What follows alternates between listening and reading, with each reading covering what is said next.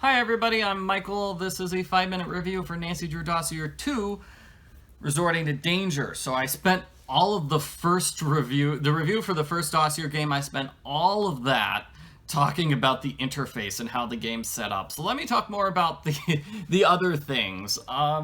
This game has a bright, colorful environment, which is great. I like that. I also like the characters in this game. The characters are better than in the first game. They're more lively, and we get a lot more animation with the characters. Which is sort of a problem with the first game, is you rarely see animation with the characters. So there's a conversation challenge that happens quite often, and it starts with like a full screen animation of the characters, and then it just turns into picture frames, just smaller pictures of them occasionally moving. Well, this game has a lot more animation with the characters, although I still wish we had full screen animation for all the characters all the time. That would have been great. This game also improves that terrible action icon bar. I would have gotten rid of it and done an inventory. This one does it slightly different. It has like 6 or 7 different action icons at the bottom of the screen, and they change like every single chapter. So like, you know, if there's a chapter where you need to pull something open, like you pull open a drawer, we get a pull button right there at the bottom of the screen. That's cool. There is room for 2 inventory things at the bottom of the screen, which is nice. That's usually used for puzzles. So like you've got a piece of paper that you need to refer to multiple times, that usually gets thrown into your inventory. It's not actually used that much for inventory icon puzzles. I think this game has a lot more puzzles, like logic puzzles, where you have to, you know, follow the clues. Like in Nick's office, you need to find, you've got like 5 clues, and you need to put these 5 tiles in the correct order according to the clues. That sort of logic puzzle.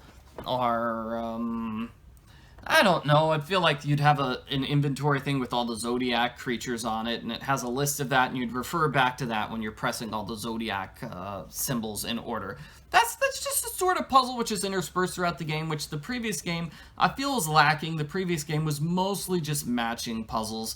The way the Dossier games are set up, they have several, they both have like 5 or 6 mini game challenges, which you do over and over again. This one has like a number challenge, which is good. It has a bunch of different variations, which is clever and creative. But towards the end, it gets really tough. And I'd say like that's true of all of the puzzles in this game. Like the bomb puzzle, they have a lot of variations, or the facial puzzle. They're more varied than the previous game. The previous game, all the puzzles were basically sort of the same. It's just matching tiles, really. This one has a lot more variation with the minigame puzzles, but I feel like the minigame puzzles get a lot harder, especially in the final third of the game.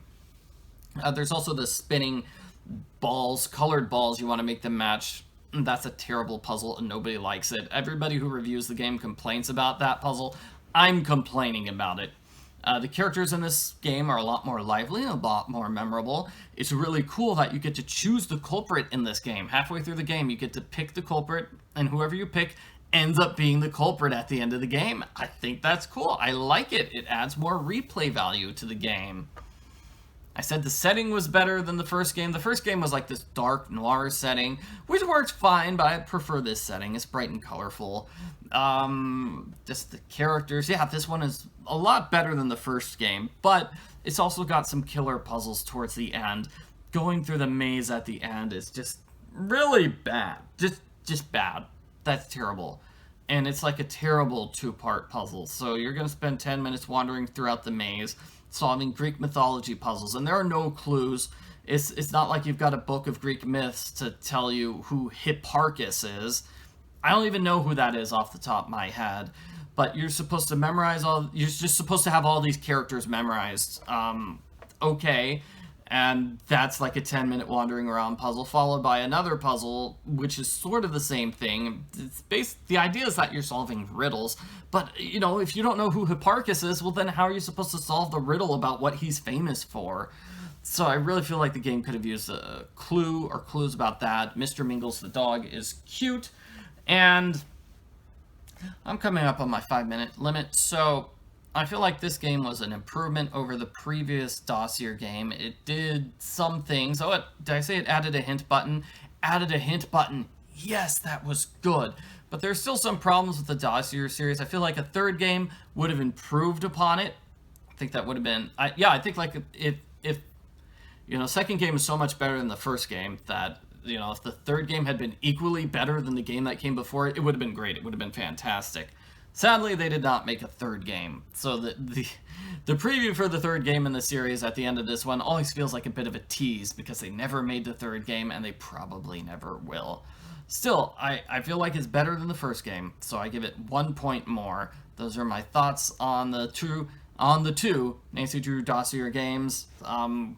Interesting side series. I still feel like if it had been done like more like casual adventure games from the very start, then I think it would have been a more popular series and would have continued beyond just 2 entries.